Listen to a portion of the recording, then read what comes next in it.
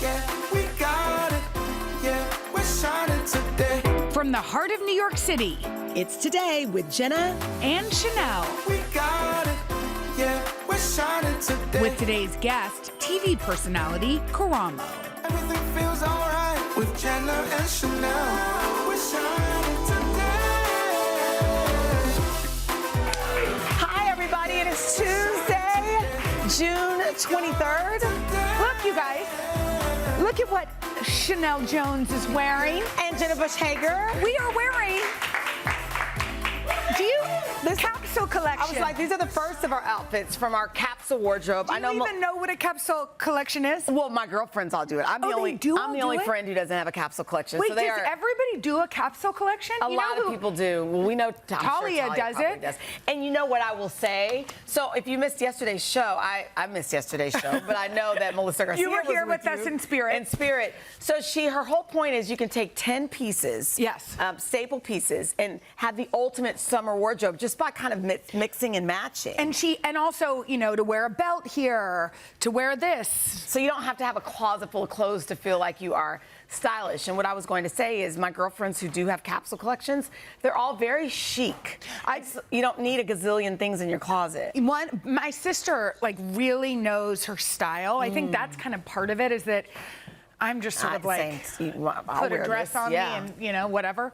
She knows her style, and I feel like she has 3 button-downs that she always wears with, like, jeans that look really good on her. She has a suit that she always wears that looks really good on her. She has a style of dress, you know, and so maybe maybe it's a thing. And you don't look at her and go, oh, she just wore that. Like, that's not even a thought. No, it's always I think put together. It needs to be classic. Yeah. So all right.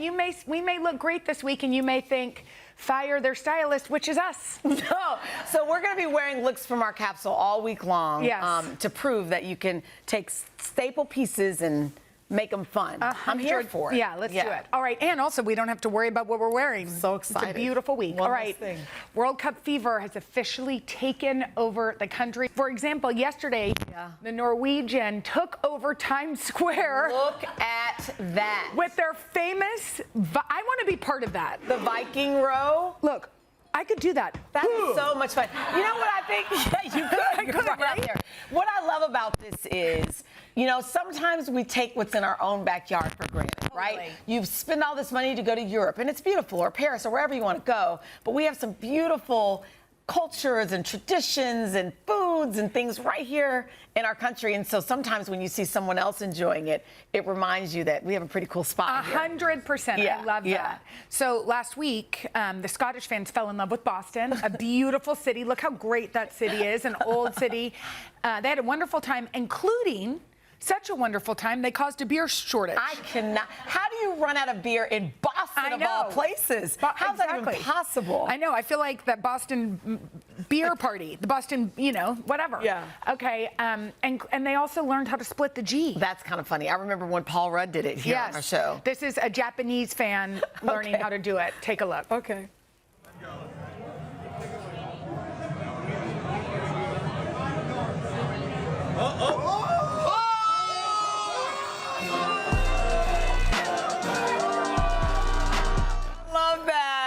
So imagine never, you know, not even know anything about it. You're like, America's fun. Can I? Yeah, exactly. They like to drink. Can I ask a question? Did Americans start the split the G movement, or did that happen in Ireland? I was just about to say, that's fair. I have no idea. Anybody? Somebody took out their phone to I don't know if we can claim that one. I tell you one thing we can claim. Ranch dressing. Yes. Everybody's loving ranch dressing. I didn't even realize that it was a thing, but apparently it's like a phenomenon. Wait, but didn't you grow up in the South? No, I'm saying I didn't know it wasn't a thing in other countries. Yeah. You know, so then they come here. I am very, very picky about my ranch dressing because my grandmother used to make it. She'd get the mayo, the Hidden Valley Ranch. Yes. Pack it, stir it up, and so now I'm kind of a snob. Well, you know how, like, sometimes you go to another country and they have, like, a Coca-Cola Light that's delicious or something like that? People have been coming to America and they have fallen in love with the ranch dressing, so much so that the TSA had to get involved. That is crazy to me. They posted a warning not to pack these bottles. You cannot pack this bottle because ranch, even though it's thick, It counts as a liquid. People have it in their carry-ons, their bags full of By the way, ranch. can you imagine if this broke all over your clothes? Oh my gosh. So TSA now, they have this new TSA, well, Kraft announced they have a TSA compliant ranch. Of course, Kraft is getting in on this. You know the same way you get the little bottles and you put your shampoo and all that?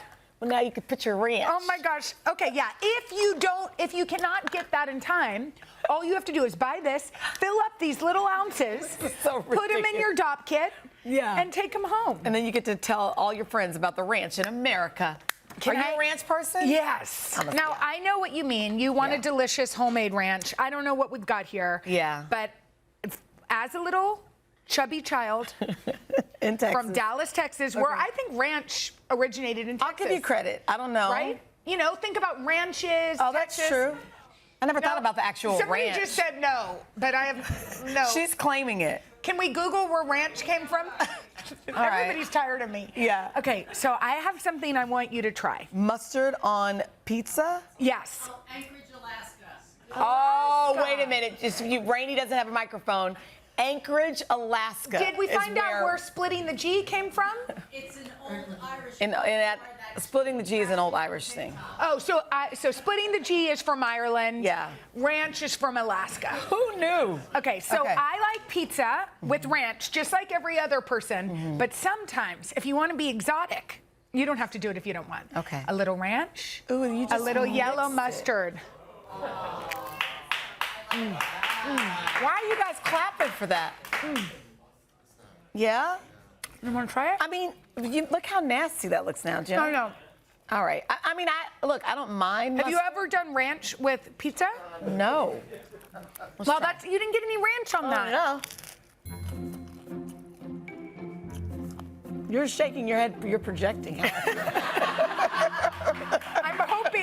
I'm hoping you're going to say yes. Say yes. Not bad. Not bad. Now, if I'm at a restaurant, I'm not like, excuse me, can I have some mustard with my pizza? But, well, it's not bad. The ranch and mustard combo. Yeah, it's good. It's really good. I say, I don't like thick ranch. I like it to be like, you're not going to like that. No, I already know. Okay. There you go. Shall we talk about Madonna now? We are learning a little bit more about Madonna's love life back in the day. Listen to this. She recently admitted when she was dating back in the 80s that she'd only date guys who had one specific thing that she could use. Look at this. I would date guys based on whether they had bathtubs and showers I could use.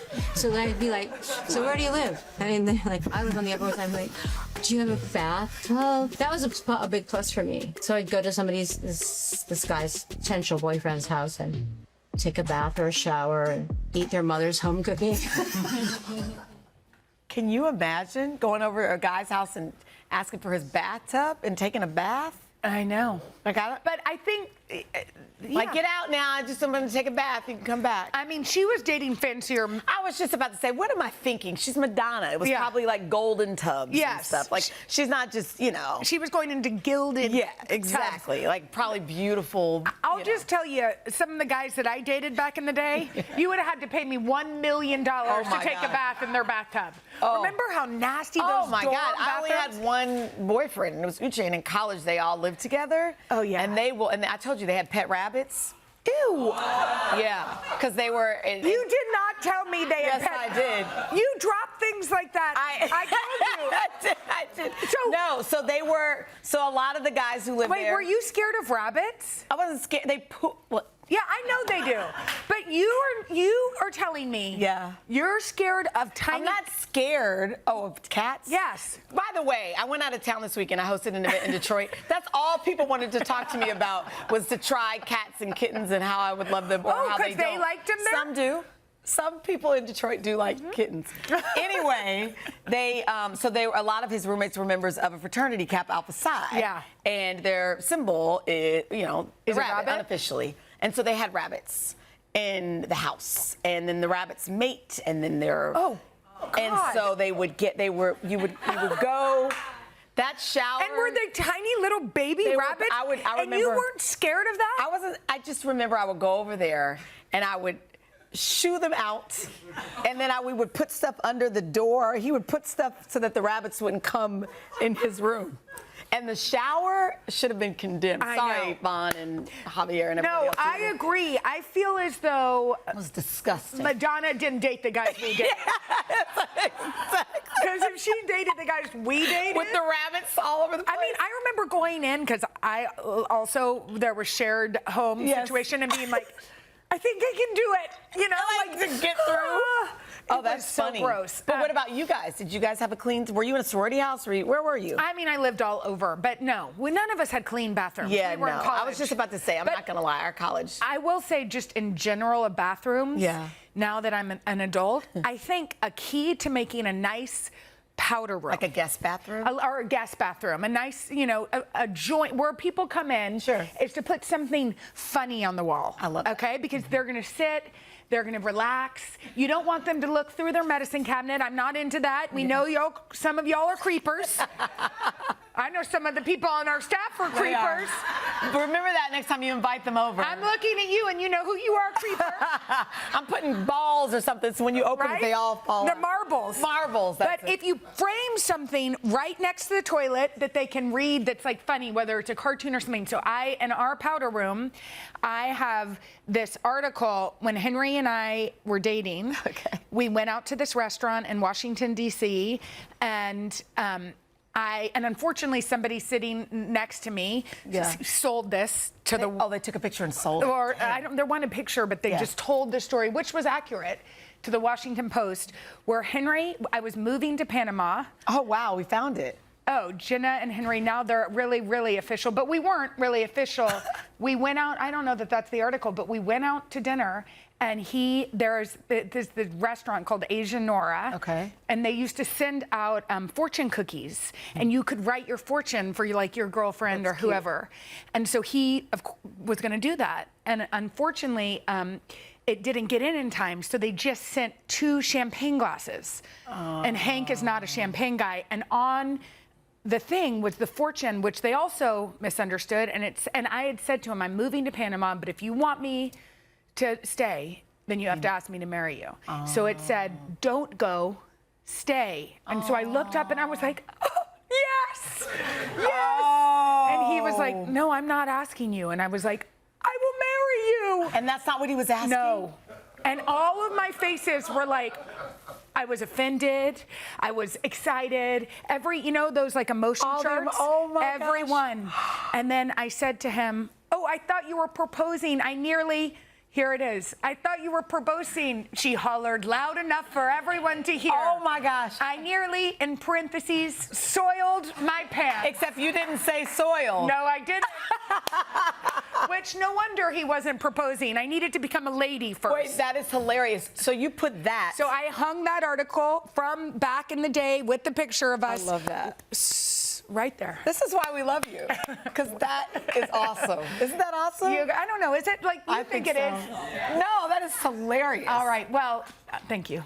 You guys, coming up next, Queer Eye star Karamo is in the house to talk about the show's final season. And he has a special project to share with us right after this. Karamo is an Emmy-winning television host who we loved watching for 10 seasons on the hit Netflix show Queer Eye. He was recently on the cover of People magazine, where he opened up about the challenges he faced behind the scenes, the lessons he's learned, and what his next chapter looks like. And he's here to talk with us about it. Thank you for coming in today. Thank you for having me. I missed you guys. I know. I feel like first things first, you're such a proud father. I am. And so we just celebrated Father's Day. You have 2 sons. I do. And I know you have said this before, that these sons, you say, help save your life. Yeah. What does being a father mean to you? Well, for me, it's about really showing up in a way that you understand that there's something greater than yourself. I think it's similar to your moms. You understand all of a sudden it's not all about you. It's about every choice you make is so that they can have a better life, so they can see what's possible for them. And so, when I found out about my son, because I didn't know he existed, and I got custody, all of a sudden I realized there was something more to this world than just me. I have to practice being better constantly and trying. And it's a journey, like you have ebbs and flows, but he saved my life. He continues to save my life. Oh, that's I love beautiful. them. Okay, so you just said you missed us, and we missed you, and you were actually supposed to be here. Yes. in January with the. Check both of y'all DMs. I DM'd y'all that morning. Oh, you Told did? y'all. You did? I mean, we're both. I know. You have no idea. The rest of the cast was here. Yes. You decided not to come, and you sent in a video instead. Yes. Have you, now that sort of we're here months later, do you regret that decision at all, or you feel, because this was a show y'all worked on for years and years, and I know it meant a lot to you and the rest of your crew. Yeah, one of the things that I've been teaching people right now is that two things can be true at once. Queer Eye was one of the most amazing shows, the impact it had culturally for 10 years, and what we were able to do. One of the things I'll say about my cast, no matter what we were going through, we always made sure that the hero was number one, that the person we were helping, the crew worked so hard. But on the flip side, you can also have a bad experience, and you can also feel as if you're not being protected and things are not going well. And so, like, while I loved what we did, it didn't mean that I loved what was happening to me. And so, you know, I'm in a space right now where I'm just making sure I teach people you don't have to live in any way that's going to make you feel bad, make you feel like you're not worthy enough, that you're not enough, where you're treating emotionally bad, mentally bad. I'm trying to teach people that you can get out of those situations. Well, and because of that, I honor the fact that you're honest about the fact that you had issues and you relapsed in 2018. I did. After, I think it was, what, 12 years? Because I partied in college and then, like, stopped. And then the pressure of what I was experiencing and feeling as if, like, if I speak up, I'm going to lose my job and my livelihood. Well, because your brand is like wellness and forgiveness and being honest. So were you dealing with that while you were shooting, and did they have to deal with that part of you? No. It was never. It never got on set. It was. I'm a weekend coper, is what I tell people. So it was. Do you think it could have seeped in any way, or no? You know, like, from the Heroes experience, I don't think so. And I never had once anybody on staff, crew, anyone ever say, hey, your partying is getting in the way. I'd be honest about that if I had. But I knew for me that I wasn't coping well. It was after a week of feeling isolated, betrayed, hurt, talked to in a certain way, I would then feel like, okay, I need a drink. That was my go-to. Always, oh, I need a drink. I can't deal. I can't cope. I need a drink. And then a drink would turn into, now it's 3 o'clock in the morning and I'm still out with people I don't know. And then it would be always Sunday, I have to recover because Monday's work. And that was a pattern for quite some time. And I share it openly because, you know, like, people sometimes think when you talk about addiction, like, you know, like I'm on a street corner or something. Yeah. This was, I am functioning in my life. Well, you're not alone, you know that. Yeah, I'm functioning. And you're sober now. 100%. Not California sober, 100% sober. You're sober, and you talked about this to people too, but you said the final straw with all of this was that your mom was on set. Yeah. And she heard some things. Yeah. What did she hear? I still to this day don't know, and I haven't asked, and the reason being is because for me, I asked myself, having that information, what will it do for me? What will it do for my peace? What will it do for me to keep growing and healing? But I do know that there's something about mothers. And as you two know, when you see your mother and you see tears in her eyes, and you know all that she sacrificed and how she's taught you to be brave and to be strong. I just remember being young and my mother being like, you're brave, you got this. Those things flood back in your mind when you realize maybe I'm not being brave right now and that I'm disrespecting what my mother sacrificed for so many years so that I could be here today. And that was the straw. Well, I feel like you've taken all of your experiences, the shows, the talk shows, your journey, being a father, and you've put it all in one place to try to give to other people. Now you have an app. I do. I built a wellness app. It's called Kier. And the reason I built the app is because when I was going through my journey of trying to get better with my fitness, my nutrition, getting sober, you know, finding meditation and sleep, I had to go to all these different places. And I was like, isn't there a place I can just go for one? And so I built the Kier. And so I was like, let me build it for everyone. And that's why it's called Kier? It's the Kier because I want you to unlock your best self, because that's what I did for myself. And so I wanted it to be something that was accessible. Most apps go for like $30, $40. Mine's is $15, but you can try it for free. And I do that because I want people to know, like, I will give you a customized fitness plan, nutrition plan.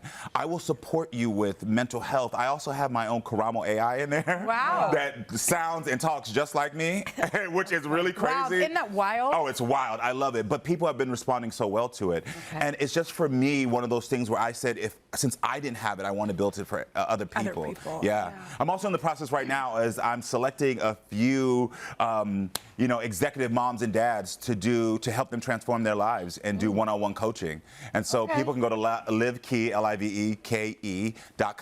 and get the app or sign up for one-on-one coaching. Yeah, I know people are going to want that because your show, which was on for many years, has come to an end. Yes. It's part of a big restructuring. Yeah. So they'll want more of you. Yeah. I miss my talk show. I know. But you know what? I tell you this really quickly. When my talk show ended, I did not feel like a failure. Because my experience at NBC was so good. Yeah. I loved every minute of the people that I touched. And like the fact that y'all know the restructuring, like they got rid of everybody. So I was like, well, it ain't personal. It ain't personal. And you're giving now on a different platform. Yeah, giving now on a different platform, you know? Karamo's Wellness app, again, it's called Kier, and it's available for download now. Thank you so much. Thank you. I love you both. Thank you. Coming up, y'all, we're going to show you how to host the ultimate World Cup watch party from the comfort of your own home. Right after this.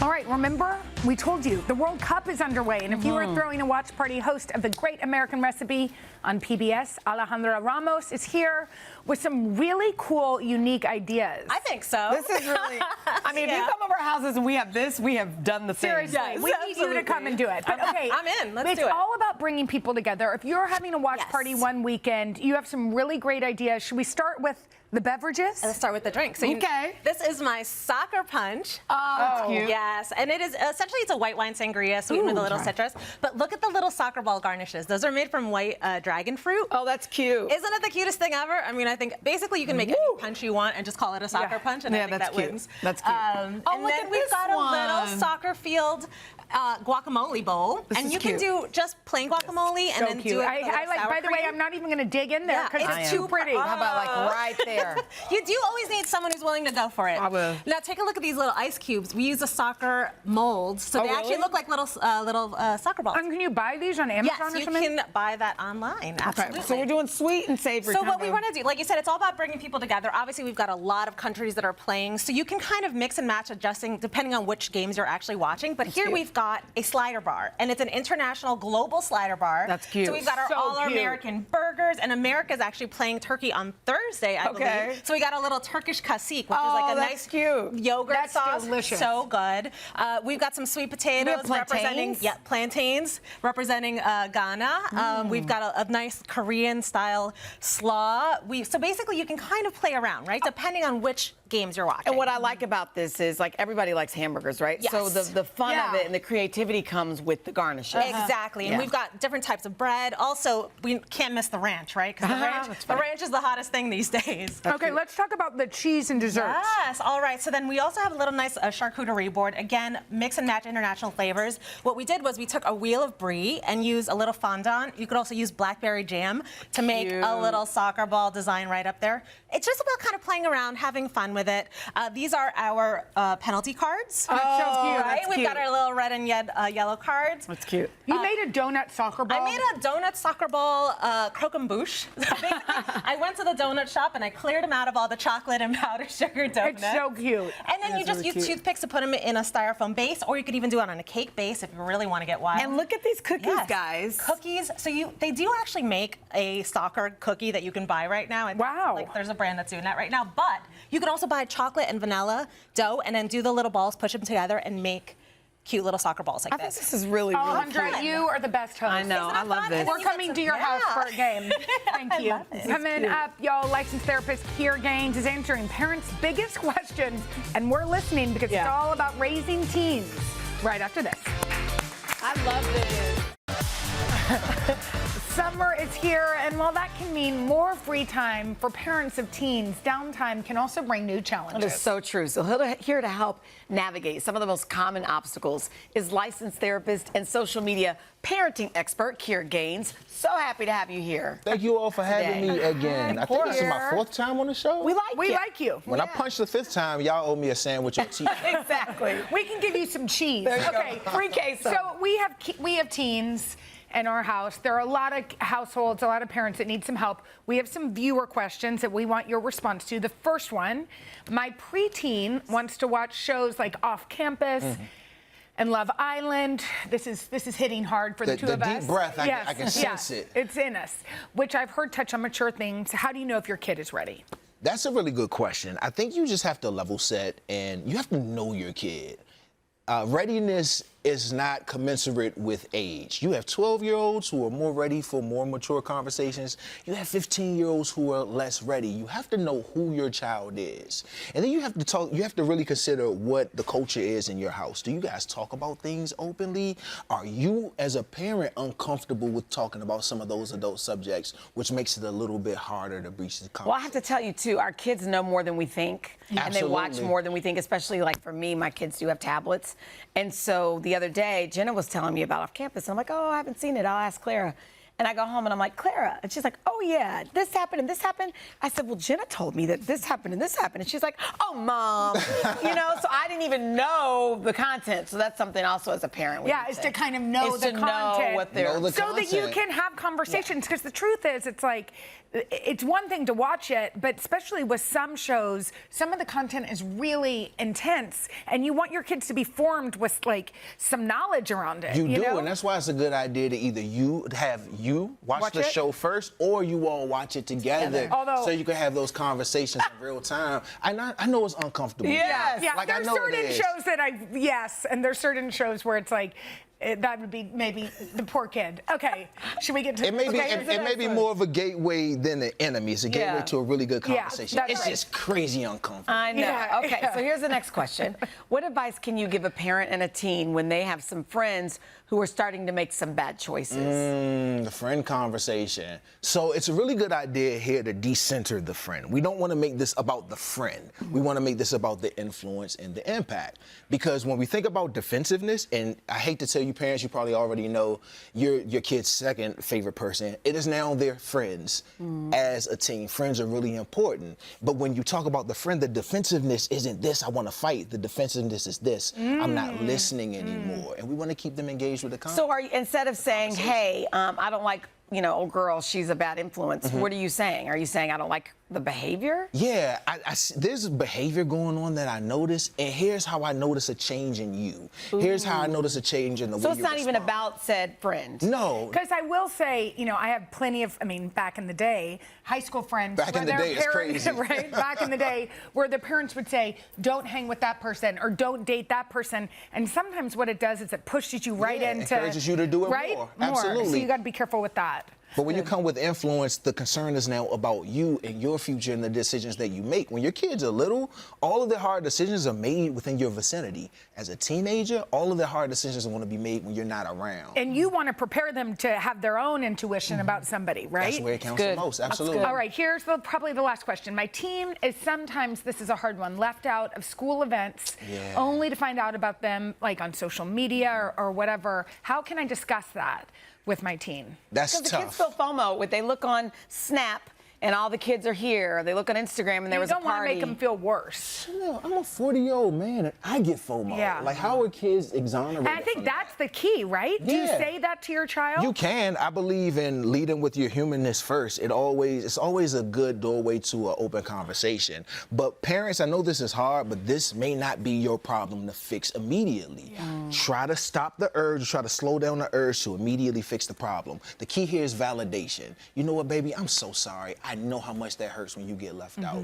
And you listen. Validation is still doing something. It doesn't fix the problem for them, but it helps them learn how to self-soothe and remedy some of the complicated feelings they may be having. Kier, you're the best. Can you come back next week? Stop it. Yes. You come back. We we hear you have a book coming out, so we know you'll be back for that. What's your book's name? My book is called It All Starts When You Do. It is a guide to self-healing. Yes, I'm very excited about it. Pre-orders are now open for everybody. It comes out September 1st. I can't wait. Well, we'll see you on September 1st. Absolutely. Thank you. If not before. Thank you, Kier. Congrats. All right, coming up, we are keeping the World Cup excitement going and talking to the author of a fun new book right after this. Yes. All right, Jenna, it sounds like we're going to get a real kick out of the next book from your imprint, Thousand Voices. That was like an Al Roker joke. Okay, yes, just in time for the World Cup fever comes a witty, entertaining book. It is called Abby Offsides. It's the debut novel from author Anna McAlley. We're going to talk with her in just a minute, but first, let's see a little bit about Anna and her book. When Anna McAlley was 30 years old, she took a big leap. She left a stable life in New York City to move to another city she always dreamed of, London, England. As an expat, this avid soccer fan was far from her family, but closer to her favorite team, Liverpool FC. In London, Anna quickly found friendship, fandom, and inspiration for her debut novel, Abby Offsides. After a broken engagement, hot mess Abby McIntyre impulsively books a one-way ticket to the UK and lands a job with the professional soccer team. But she quickly falls hard for the team's dreamy star player. What follows is a charming, cheeky, and slightly chaotic journey that will have you bubbling over with all the emotions.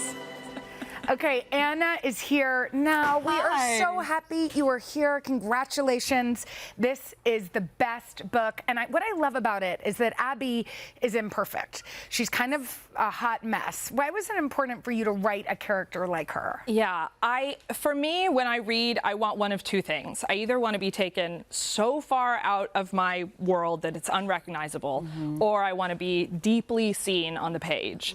And when I was writing, it was very clear that I needed to be deeply seen. Like, she's a hot mess. She makes bad decisions. Like, yep, check, me too. And it's the story of her journey and how even though she's not perfect, she kind of finds her way forward. And I think that's something that a lot of people can relate to. I mean, well, I love the part that, like you, Abby leaves her old life behind. I don't know about behind, but goes for a new adventure, moves to the UK. Both of you ended up with what you call found family, which a lot of us have to. Yeah. Can you explain a little bit about that jump? Yeah, I mean, when I moved to London, I was 30. I went by myself. I knew literally 2 people in the whole country. And I'm a very social person. So immediately I was like, all right, how are we doing this? Because I can't just sit at home. I've got to get out there. I've got to find my people. And I mean, over time, they're the people that you spend your birthdays and your holidays with. They're like, you're home away from home because you're thousands of miles away from your actual family. And that's a thing that happens to her as well. She's just cobbling together this little village that really helps her. Hers happens to be professional soccer players. Exactly. Mine so far does not include I just asked her, I'm like, did you meet some hot soccer player? I know. I'm manifesting. Yes, like, by writing this book. Yeah. Okay, this is like if Ted Lasso and Notting Hill had a baby. It's a I don't normally read rom-coms, but Henry'd be like, want to talk? And I'd be like, shh, you know, no. But it also is set with like this avid soccer background. Yep. You became a big fan in college, right? Yes. Yeah. So in college, I had a massive crush on a guy who lived in my dorm.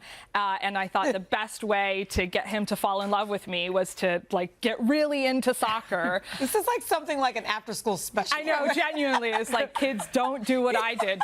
Spoiler alert, we're not together. I went to his wedding. It was great. And he's in the acknowledgments, right? He is, yeah. Well, he gave me this, like, the best gift ever, which was this, like, passionate fandom of this team, Liverpool. And this book would literally not exist without him. So all credit to him. Yeah. We hear you brought us a little gift from across the pond. I did. Yeah, I wanted to. I wanted you guys to be on the team. Wait, are your kids going to be okay with Mercy FC? My kids are hardcore Chelsea fans, so I'm going to wear this tonight at dinner and just not say anything. Yeah. I'm just going to act like everything's normal. Wait, and we can recreate this cover, and so can you, if you want to. Yeah, exactly. Get a red scarf. And go to your nearest field. I love this book so much. It's so hopeful. Anna is a brilliant writer, so it's super, super smart. If you like wedding people or a book like that, this this one is for you. And also, as Henry watches the game, I'm just going to be reading it when your kids are watching. You've got what you need. Sell. I want You've got what you need. You didn't want the other one? Well, you know what else helps is you're just so darn likable. I know. You know? Well, that's all an act. You know? Anna, you're the cutest. Congratulations. This is really sweet. Thank you guys so are going to love this book, Abby Offsides. It's out today. You can pick up your copy at today.com/books or go to your local indie bookstore. Congratulations. Thank you. Thank you. All right, coming up, we are going to find out what happened on this day in history. Right after this. History is made every day, so we wanted to take a look back at some of the things that make today special in our series. This day in history. I love that Beyonce just dropped. I love that so much. Okay, let's find out. I saw that. What happened today, all right? 100 years ago on this day, in 1926, the College Board administered the first ever SAT exam to 8,040 students across the country who had 97 minutes to answer 350 questions. Woo! Woo, we're glad that test. So I was just about to say, I see this and I get agita. Me Just too. Like my number 2 pencil, I don't want to ever see it again. No. All okay, I took the ACT instead. June 23rd is a big day in music history. Starting, look at this, in 1965, Smokey Robinson and the Miracles released this Motown classic, The Tracks of My Tears. I love that. Then on this day in 1979, this rock classic, My Sharona by the band The Knack, hit #1. And then we're going to fast forward to 2012. Carly Rae Jepsen defined a pop generation with her hit, Call Me. Oh, wait, here we go. So Call Me Maybe.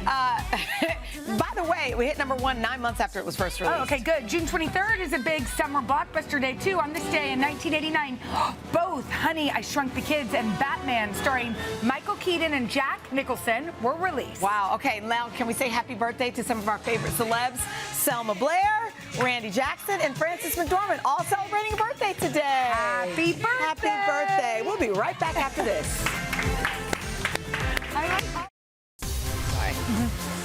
Tomorrow, singer, songwriter, and actress Chloe Bailey will stop by to talk about her new movie. Ooh, we love her. That'll be fun. We hope you all have a great day. Have a good day, everybody. Bye. See you tomorrow. You guys, thanks for watching. I know. Come join us for all the fun every weekday on NBC. Yeah, and don't forget to take us along when you're on the go. Follow the Today with Jenna and Sheinelle podcast on Apple Podcasts, Spotify, or wherever you listen.